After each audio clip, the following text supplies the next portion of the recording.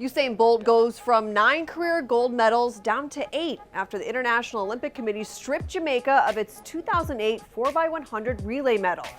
Bolt's then teammate Nesta Carter tested positive on reanalysis on doping samples.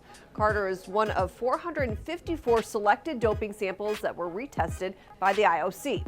So, Bolt's famous triple-triple is no more, as he no longer has 3 gold medals in 3 sprinting events and 3 straight Olympics. Trinidad and Tobago have now been awarded the 2008 relay gold, with Japan upgraded to silver and Brazil given the bronze.